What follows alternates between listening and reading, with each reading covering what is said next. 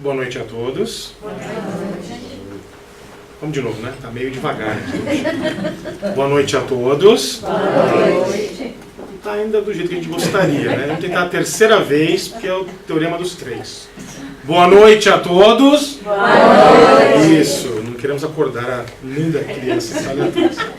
Mas é com muita alegria, é com muito júbilo que nós agradecemos mais uma vez os amigos aqui do grupo Cantinho de Luz, querido Mackenzie, Achilles, Ana Paula, todos os trabalhadores aqui do grupo, pelo convite, né, pela amizade, pelo carinho que sempre nos tem dado, a oportunidade imensa de estar aqui trabalhando juntos como irmãos, como seguidores do Espiritismo.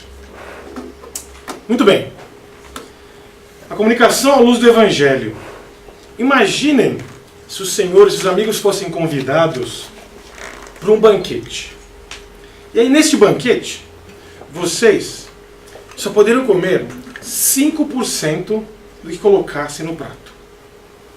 Imagine que esse banquete, após saírem do mesmo, os amigos só poderiam lembrar de apenas um dos pratos. Aí olhamos aquela lasanha deliciosa, aquela macarronada, aquele arroz com piqui dos goianos, né? Aquele acarajé dos baianos, aquele pastel de Belém dos portugueses. E só podemos lembrar de uma coisa apenas. Estes são o resumo de comunicação. A gente fala, e fala, mas será que a gente retém tudo aquilo que a gente ouve?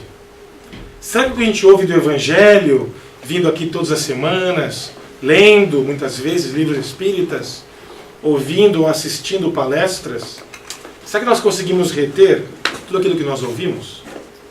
Qual seria então a oportunidade daqueles que falamos aos irmãos queridos mencionar o Evangelho, trazer a boa nova divina de Jesus, que apazigua, que consola tantos corações aflitos? Qual a nossa responsabilidade? Qual o nosso dever? E será que estamos preparados para, se por um motivo ou outro for necessário, ou seja necessário, falar sobre o Evangelho de Jesus, como está na camiseta de vocês? Será que estamos preparados para isso?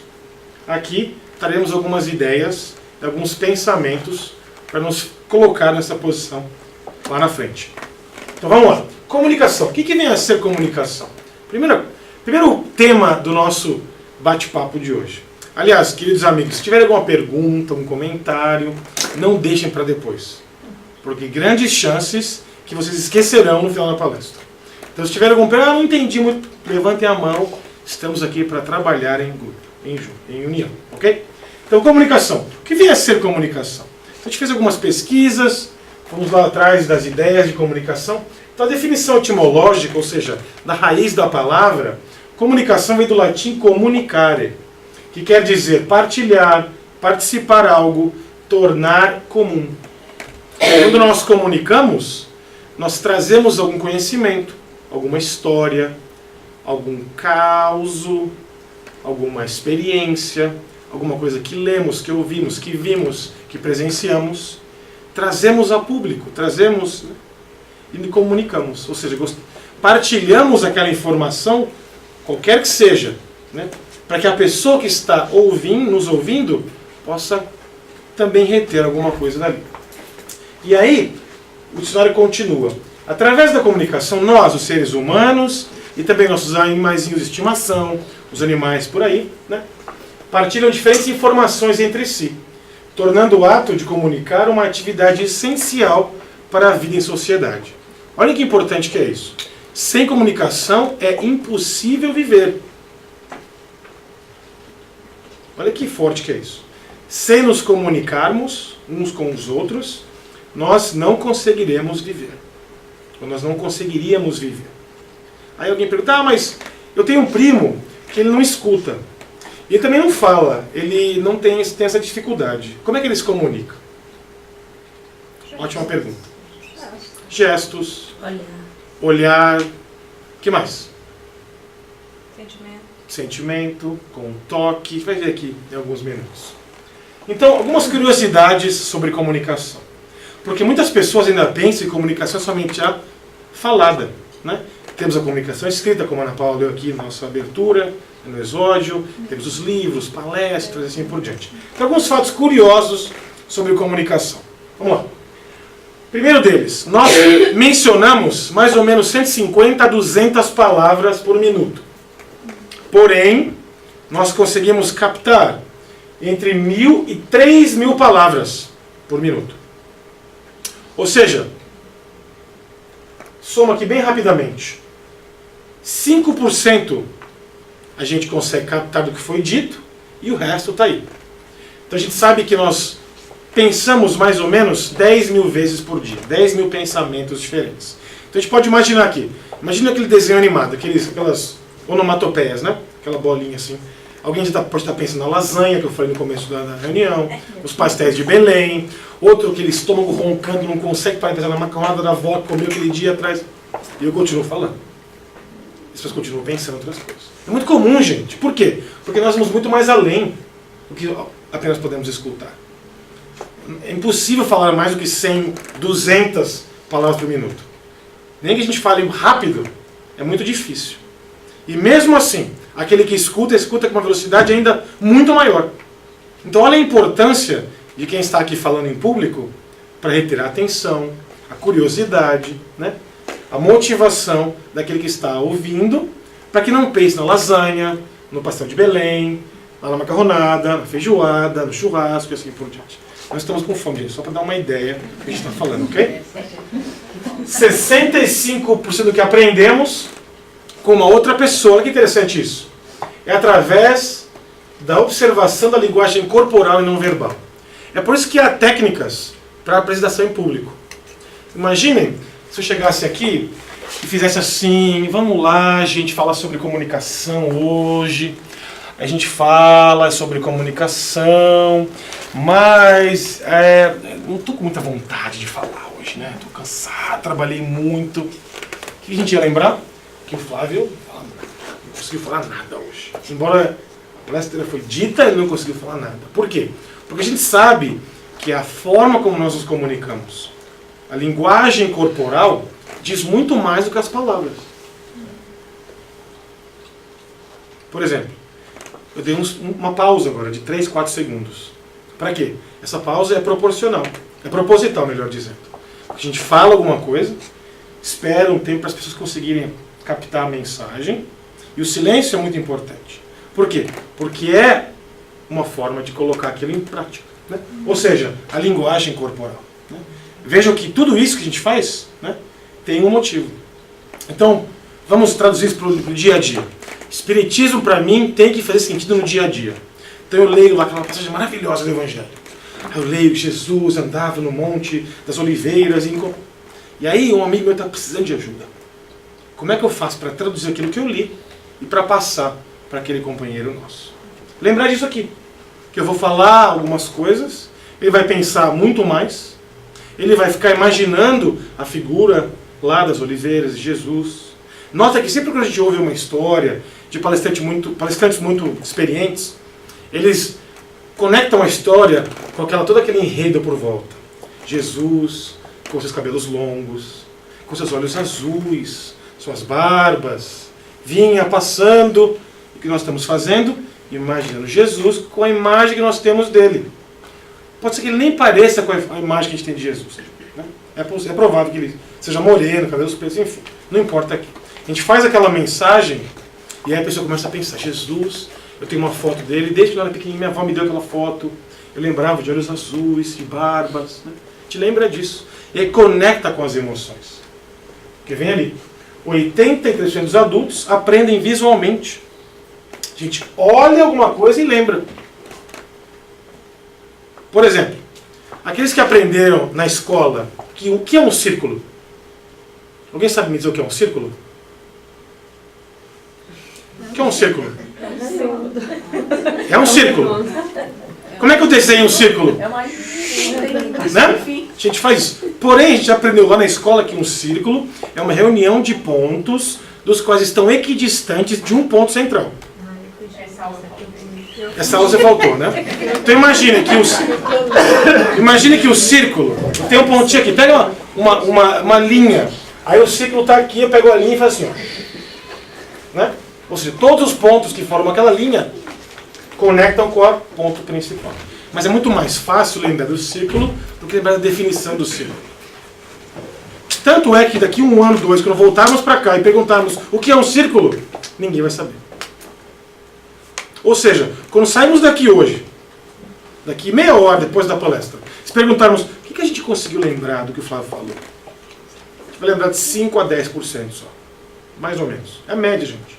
Alguns lembram mais, outros menos. Vamos lembrar aquelas coisas que nos tocam, emoções. Né? A gente continua. 7% de toda a comunicação é sobre o que falamos. A história de Jesus, que estava lá. A gente lembrou do quê? Que Jesus estava andando no Monte das Oliveiras, aquela paisagem, que faz aquele monte de figuras. Só que a mensagem mesmo está nos 93%. A gente vai acabar não lembrando. 38% é de como a gente coloca a mensagem. São as técnicas da impostação de voz, do olho, né? Do linguagem corporal e assim por diante. E além disso, 55% é do nosso movimento corporal. Ou seja, a mensagem é importante, óbvio que é importante. Mas nós temos que saber como colocar a mensagem. Como nos comunicarmos numa hora que seja necessário. Essa é que é a ideia das nossas curiosidades sobre comunicação. O toque é a forma mais direta de comunicar-se. Por isso que algumas vezes ele pode ser também tido como uma ameaça. E aí varia de cultura para cultura. Nós, latinos, brasileiros ou portugueses, podemos dizer, gostamos de abraçar, de beijar. A gente muda para os Estados Unidos, a gente vai trabalhar, que faz aquele amigo americano. Ei, tudo bem? O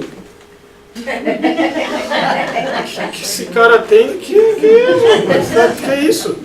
Nem conheço direito. Né? A gente sabe disso, que é diferente. Que é cultural. Né? A gente traz a nossa bagagem. Então depende de cultura para cultura. Isso é a parte mais interessante. As palavras, elas são guardadas na nossa memória de curta duração. E elas têm um tamanho específico, 7 bits. Por isso que quem estudou lá o Graham Bell, que inventou o quê? Lembra-se? Telefone. Ele lembrou e fez toda uma programação de 7 dígitos. Por quê? Porque a gente sabe, lá na psicologia, que a nossa memória de curta duração, ela consegue guardar 7 números apenas. Ou 7 sequência de números, cores e por diante. Né? Aí o Brasil vai e coloca 8, 9 números e aí complica a vida de todo mundo. Mas enfim, vamos continuar. Então essa memória de curta duração é muito rápida. A gente lembra muito rápido. Porém, como a gente lembra rápido, a gente também esquece muito bem rápido. Então a gente vai também falar sobre as imagens. Que essas são diferentes. Essas vão para a nossa memória de longa duração. Não quero, obrigado. Não, obrigado. Essas vão para a nossa memória de longa duração. Embora a gente demore mais para guardar essas mensagens, nas imagens, né? Elas são muito mais facilmente capturáveis. Por quê? Porque estão na memória de longa duração.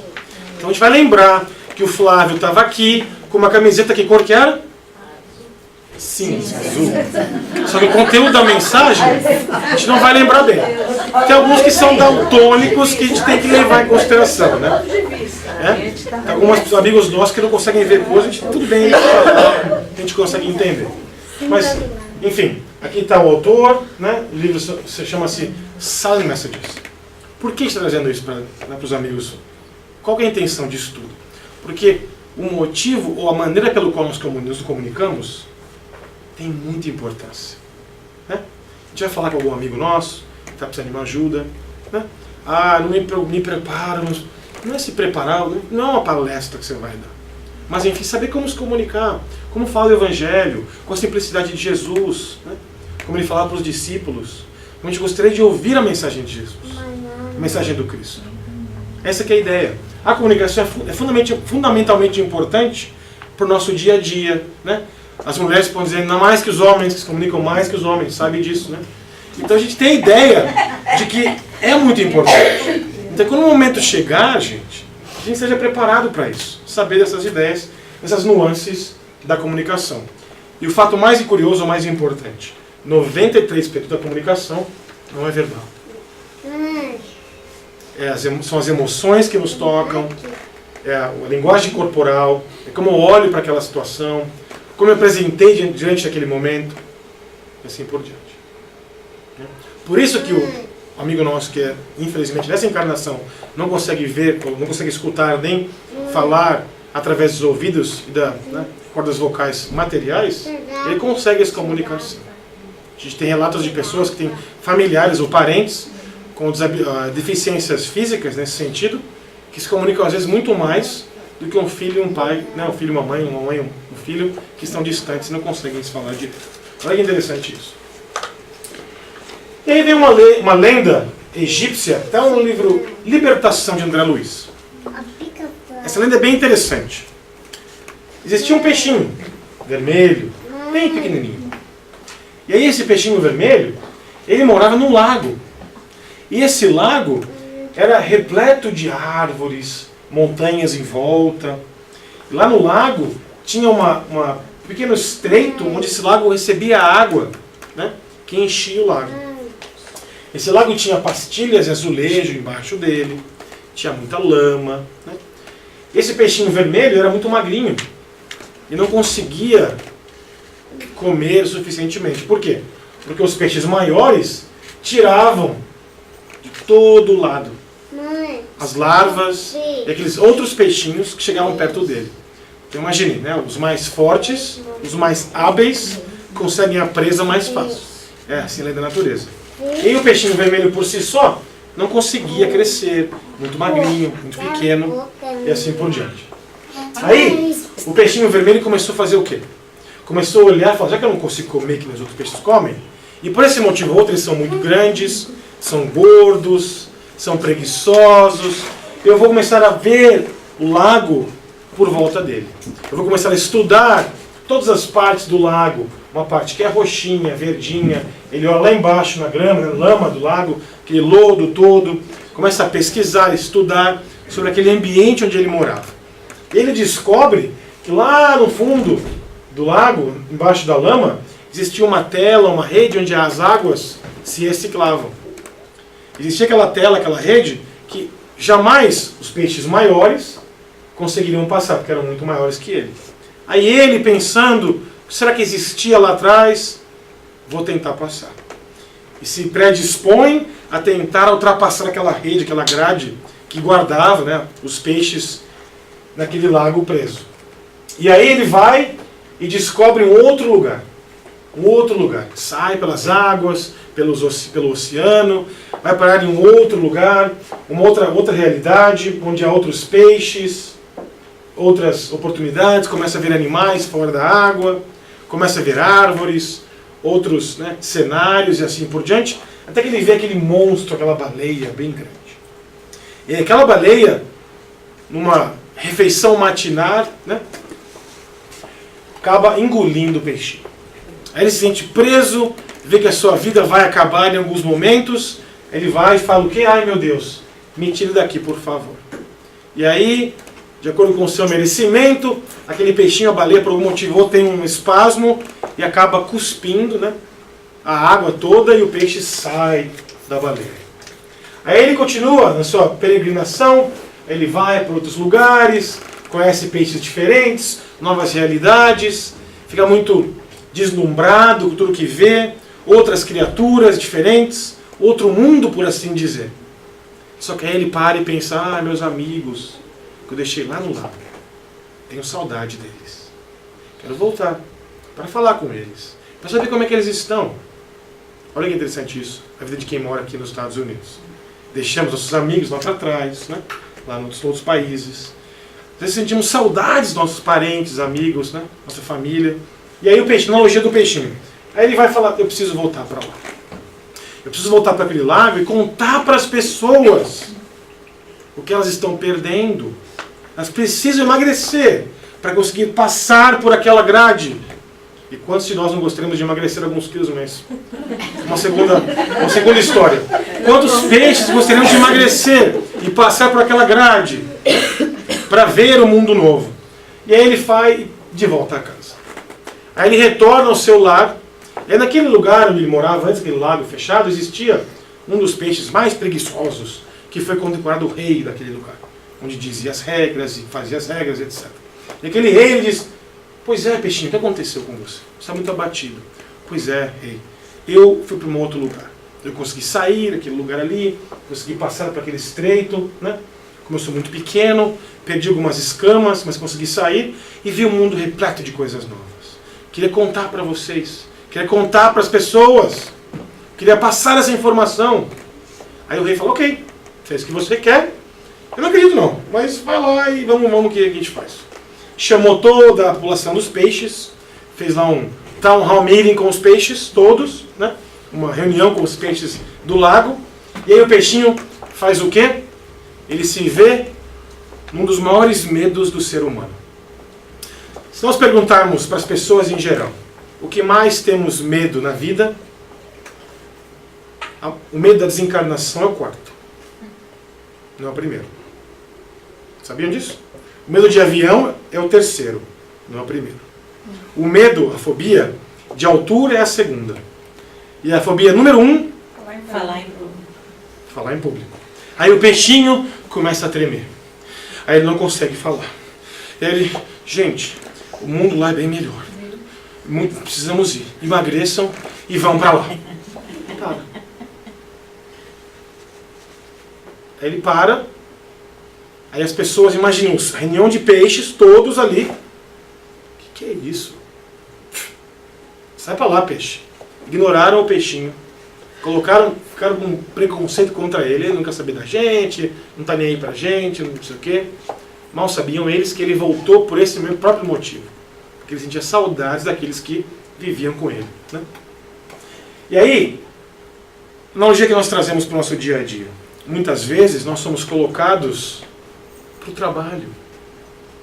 Muitas vezes nós estamos num lugar que precisamos dar a mensagem espírita, cristã, a mensagem de renovação, de consolo, de amparo. E aí nós fazemos o quê? O que o peixinho fez. Não estou preparado. Sai de lá. Né? Por quê? Porque a gente não tem ainda essa ideia de como falar e assim por diante. Então, aprendendo a ter essas ideias, vamos falar sobre os tipos de comunicação. Primeiro, intrapessoal. Ou seja, quando eu falo para mim mesmo. Flávio, você consegue falar em público. Estude, pratique, se determine, prepare-se e vá em frente. Esse é um trabalho muito bom. É um trabalho que traz muitos frutos. Não só para você, porque quando falamos, o ouvido mais próximo é o nosso. Estamos em primeiro plano para escutar a mensagem, mas também para trazer informação para os amigos queridos. Né? Então, quando nós... Não consigo. Amigo, vamos trabalhar, tem uma opção para você trabalhar no centro, fazer o exódio. Não. Fala mais, pai. Não consigo, não. Por quê? Porque estamos falando para nós mesmos que não conseguimos. E nosso cérebro, meus amigos, ele é preguiçoso. Vocês sabiam disso. Ele é preguiçoso. Todos nós. Os nossos cérebros, eles foram desenhados ou desenvolvidos para procurar padrões de comportamento. Ou seja, corro. Então imagine, 2, 3 mil anos atrás, quando a pessoa era colocada aqui, num lugar mais ou menos assim, uma sombrinha, meia luz, né? Com 25, 30 pessoas olhando para ela. Qual que era a nossa reação há 2 mil anos atrás? Eu vou correr. Porque se eu não correr, eu vou virar almoço ou jantar. E ó, a gente corria. Então nosso cérebro vê isso através de nossas memórias e reencarnações milenares. Nós vemos isso e lembramos daquela vez lá atrás. E não tem como mudar isso.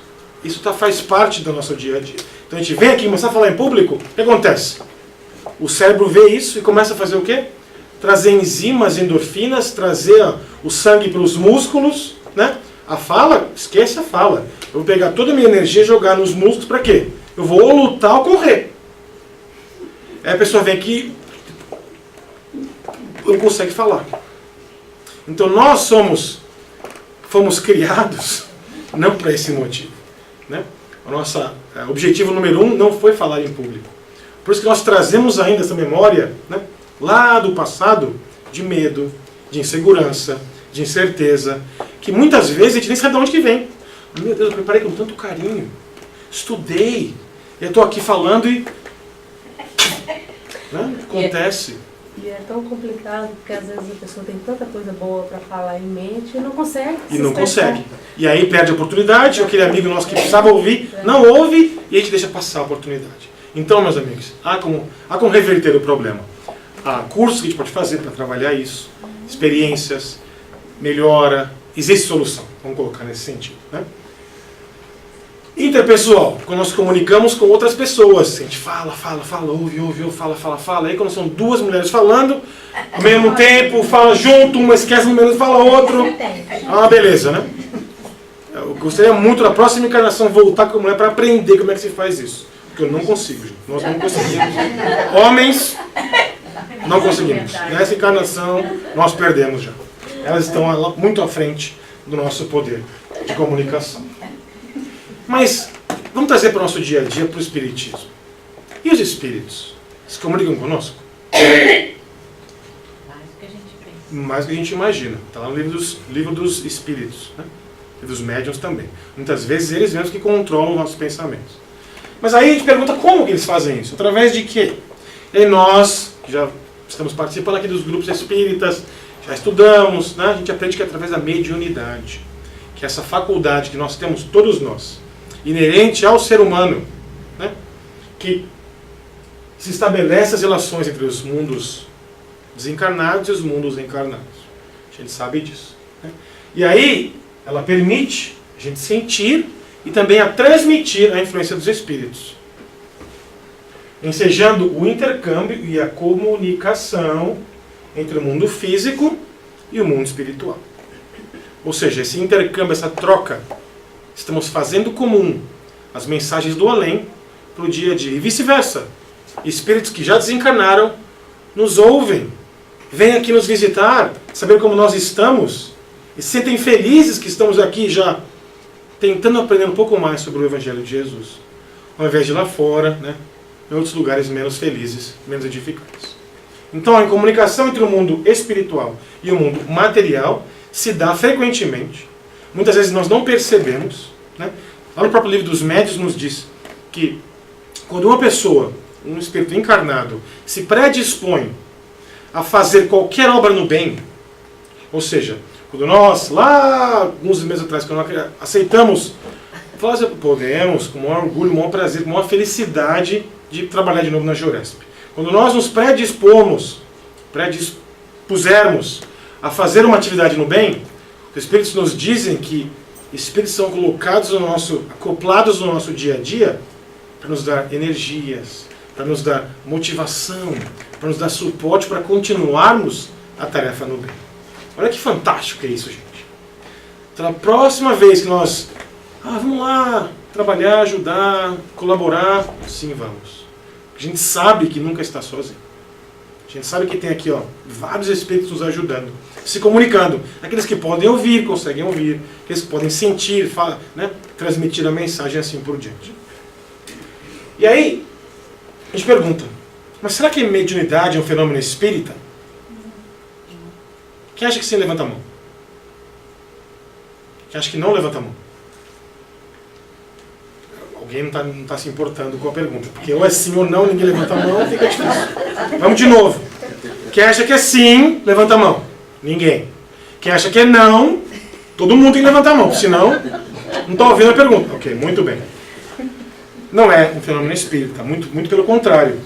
A mediunidade, temos uma visita aqui, um mosquito. A mediunidade já esteve conosco durante toda a eternidade, porque é um fenômeno biológico, é um fenômeno natural, não é um fenômeno espírita somente. Sócrates já dizia que desde a sua infância ele era seguido por um ser quase divino, seu mentor espiritual. Temos vários exemplos que vemos agora. O próximo é no Velho Testamento. Moisés viu Jeová e começou a ouvir vozes.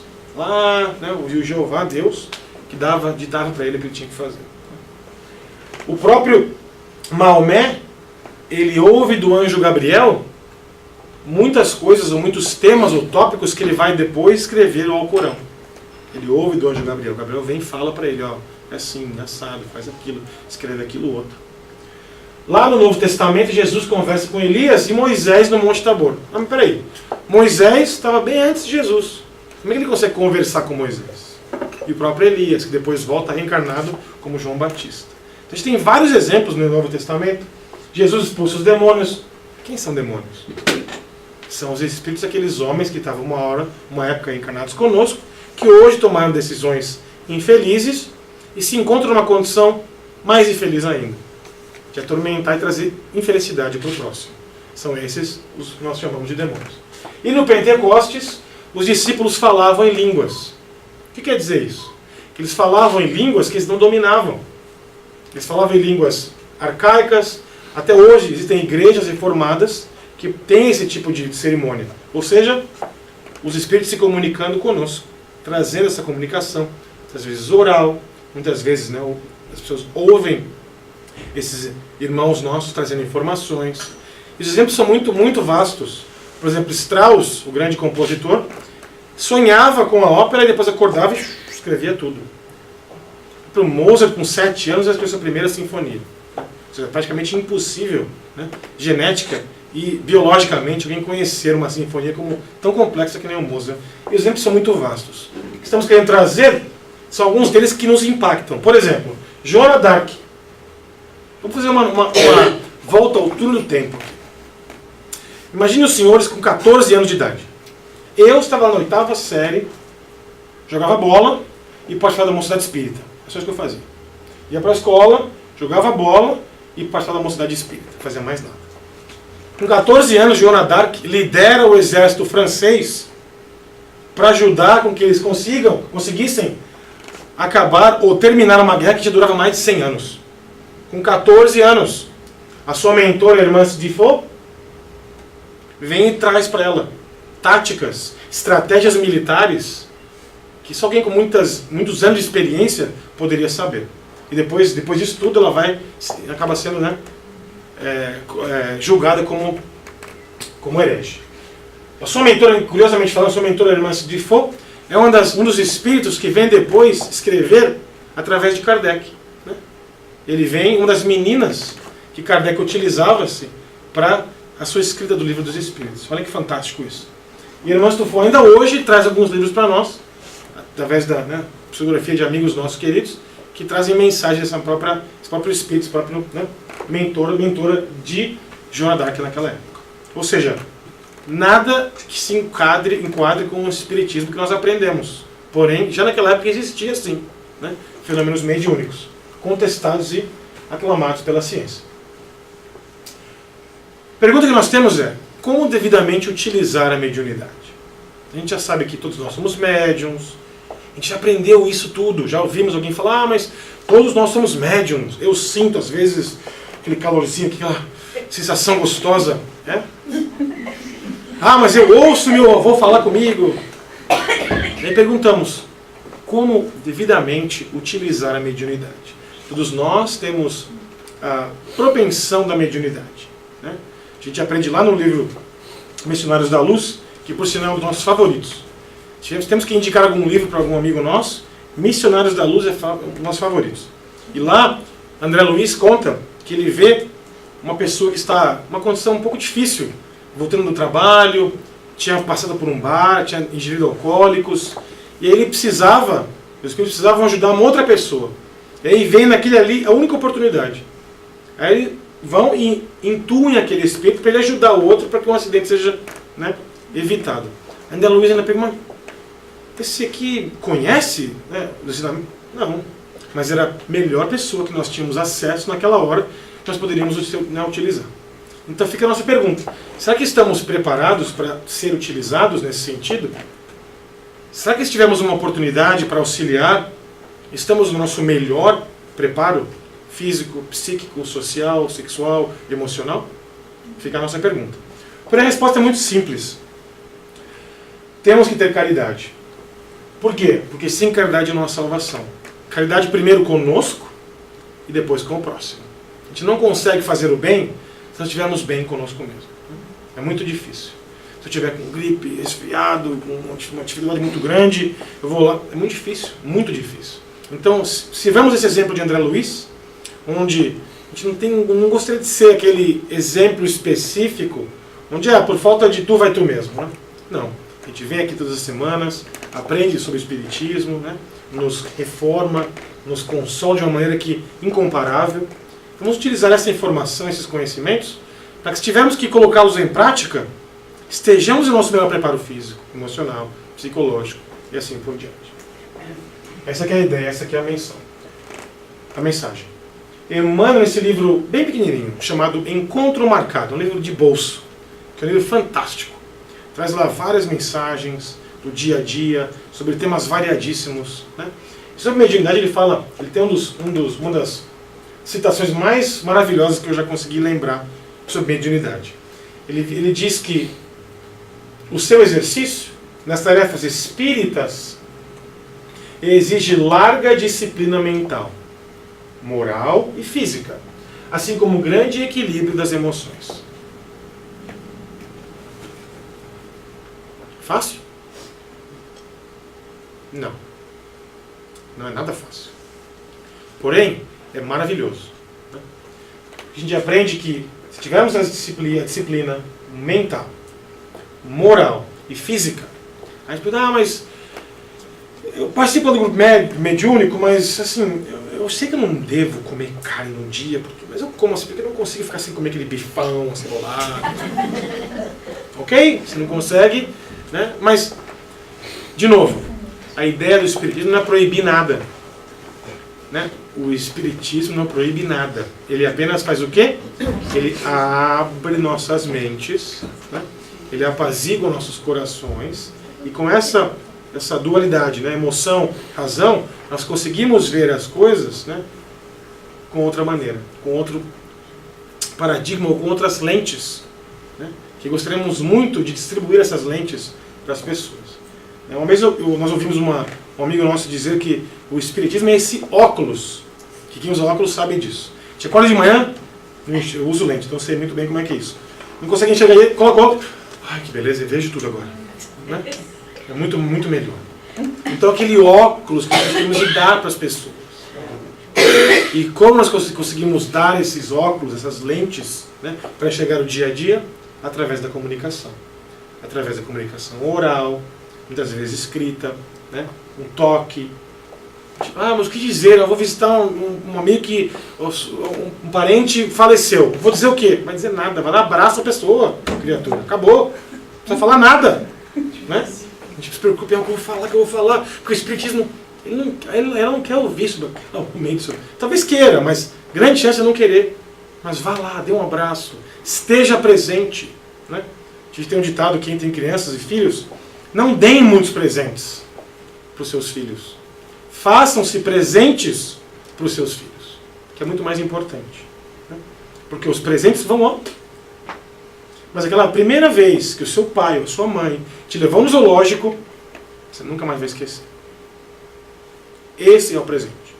Né? Enfim, e aí a comunicação.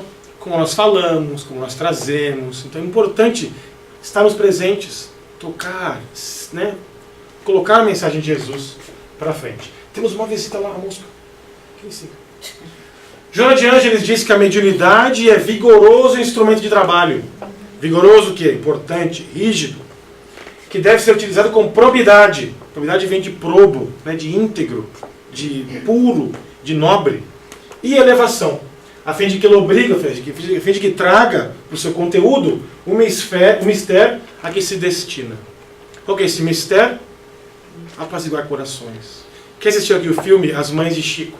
Quantas mães sonhavam em receber uma carta de seus filhos já desencarnados? Né? Quão importante é sabermos fazer bom uso da mediunidade. Nós estamos dizendo que temos que abrir um centro espírita ali do lado e... Não é isso. A ideia é saber utilizar a mediunidade para trazer a palavra amiga, para trazer o consolo, né? Para fazer o bom uso disso. Aqueles que são médios ostensivos, disciplina, né? Trabalho.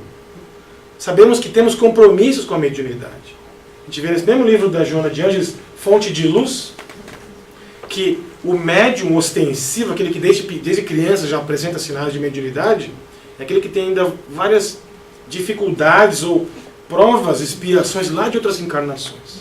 Então ele vem com essa, né, dificuldade hoje em dia. Quantas pessoas temos em hospitais, em manicômios, que têm fenômenos mediúnicos e são diagnosticados com esquizofrenia? Muitos.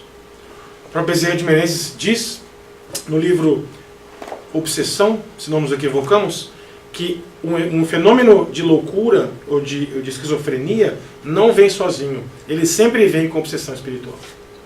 Porque quando temos essa disfunção patológica no nosso cérebro, a esquizofrenia, ou seja, a ruptura cerebral, ela abre esse canal da mediunidade e espíritos afins que nós prejudicamos no passado, vem o quê? Uma presa fácil. Agora eu vou lá. Ver o que é meu. Vai me pagar o que ele fez aqui comigo aquela vez atrás. Então eles vêm e se tornam presa daqueles tempos. Quantas pessoas, quantos irmãos nossos se beneficiariam se tivessem acesso a esses conhecimentos? Então nosso trabalho é muito grande. É trazer essas informações. É passar à frente o que nós aprendemos. Emmanuel propriamente diz que as duas maiores caridades que podemos fazer com o Espiritismo é o quê? Divulgá-lo, né? E o bem a todos, né? Ou seja, a caridade que nós podemos fazer, né? Bem-aventuranças, trazer, etc. E a outra caridade é a própria divulgação do Espiritismo. Ela, nesse próprio livro, no final do capítulo, ela coloca um texto fantástico ainda, que diz: utilizada com equilíbrio, faculta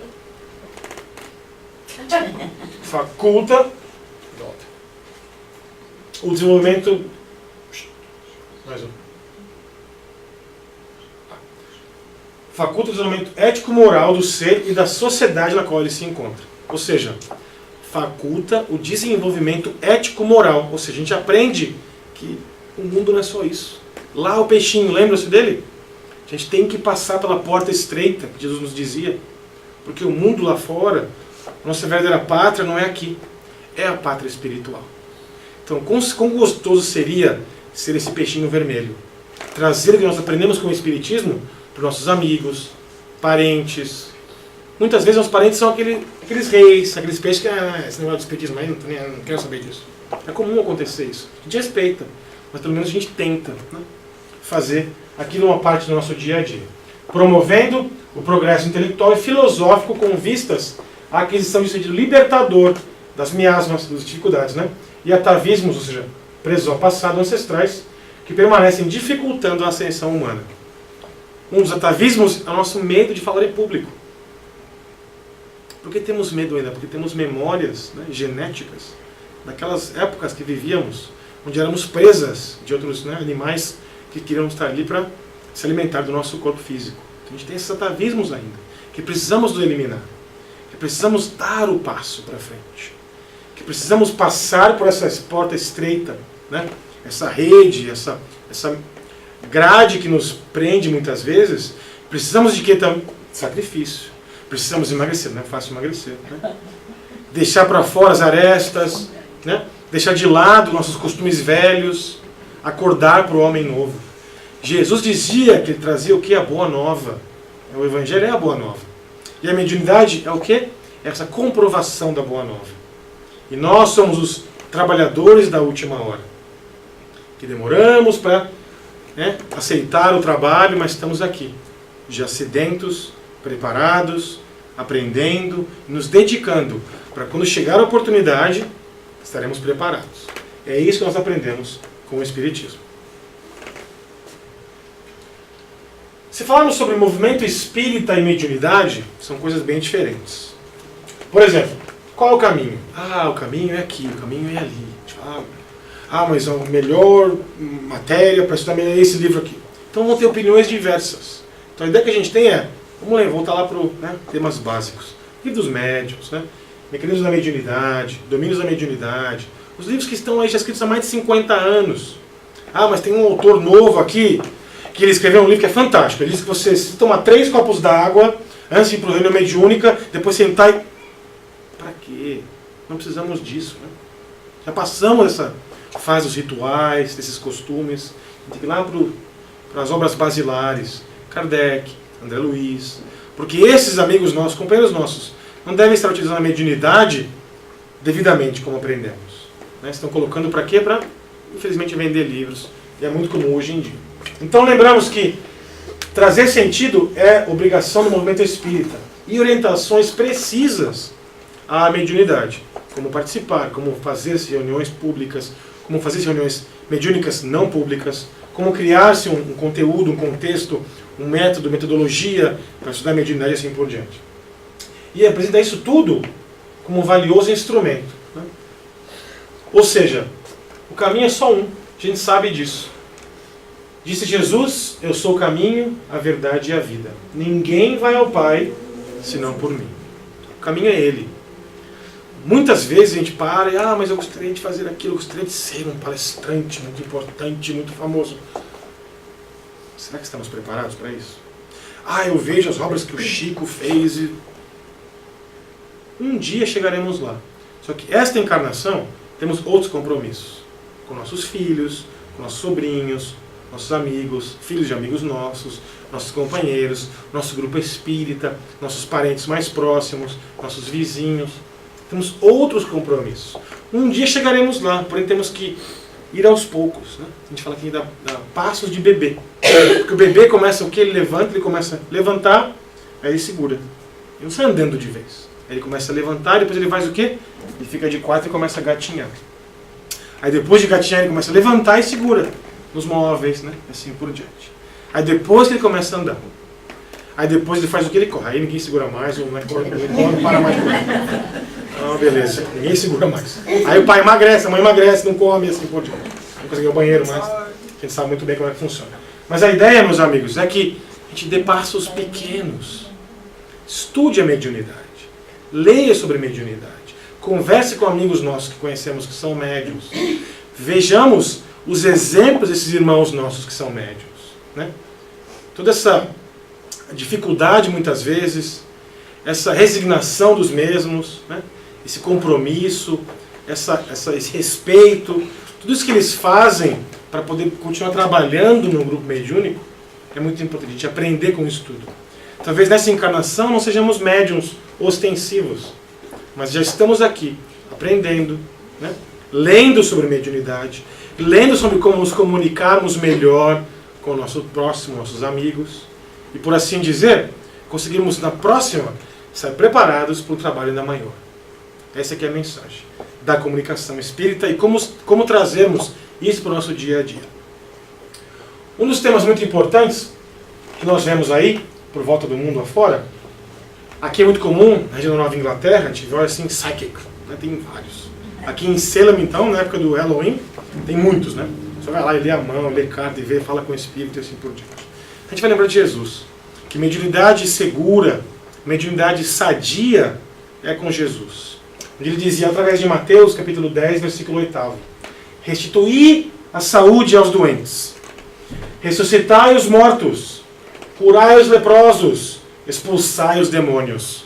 E o mais importante disso tudo, dai gratuitamente, o que gratuitamente haveis recebido.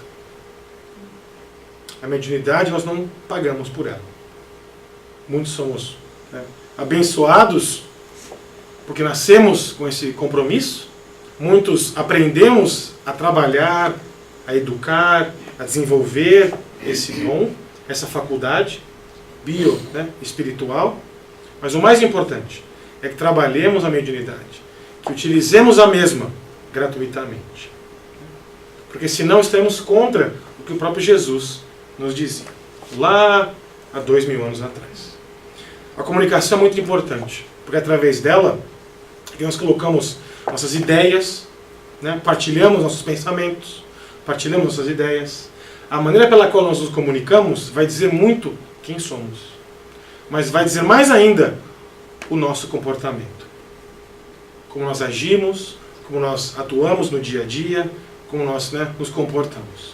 Muitas vezes nós procuramos ainda, irmãos do nosso dia a dia, procuramos a salvação, as palavras do Salvador, e não nas atitudes do Salvador. Quantos falsos profetas, falsos cristos estão aí, dizendo que eles sim são os donos da verdade.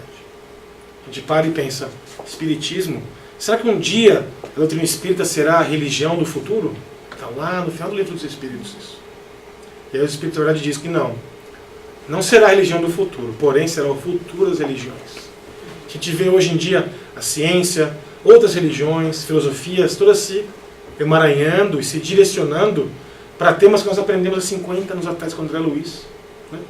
Existia uma época no Brasil, quando morávamos lá, um grupo de cientistas da USP que pesquisavam fenômenos espirituais ou eletromagnéticos para desprovarem Allan Kardec, ou André Luiz. Né? Trabalhavam anos e anos a fio para tentar achar alguma coisa ruim ou errada dos livros de André Luiz. E até onde nós sabemos, não conseguiram. Né? Vemos hoje outras religiões, outras filosofias chegando próximo do que nós aprendemos com o Espiritismo. Então, se nós acreditamos que a mensagem espírita é consoladora, ela traz realmente a boa nova de Jesus com outros olhos, a nossa obrigação, o nosso trabalho é nos preparar, é nos alimentar de conhecimento, para que lá na frente consigamos passar a mensagem para frente. O Espiritismo está destinado a contribuir para que a humanidade melhore o seu progresso moral e intelectual. Aprendemos tantas coisas com o Espiritismo, ele realmente nos transforma. Ele nos faz um homem novo, um ser humano novo. Porque ele nos mostra a importância do nosso comportamento, a importância de utilizarmos todos os momentos para trabalharmos no bem, né? Todas as oportunidades, todos os nossos relacionamentos. Né? É fácil? Claro que não é fácil. Porque o mundo nos convida a ir fora. O mundo nos chama para os prazeres, né, materiais que nós aprendemos, que são importantes alguns deles.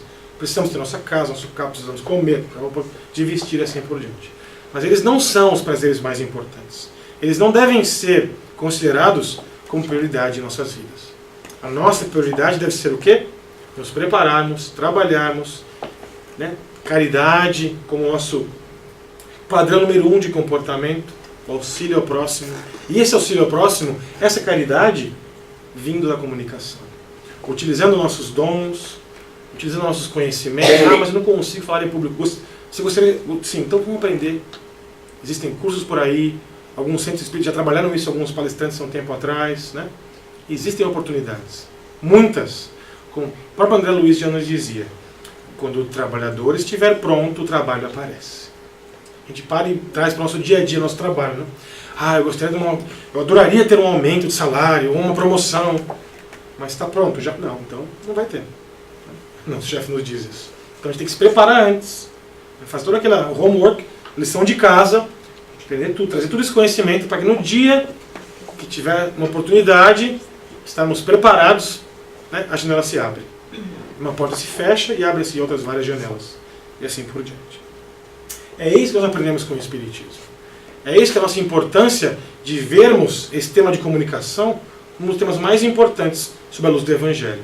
Porque é ele próprio que vai nos trazer a mensagem para o dia a dia e para o futuro. E todo aquele que não levar a sua cruz e que não vier após mim não pode ser meu discípulo. Quem não renunciar a tudo que tem não pode ser meu discípulo. Repetimos.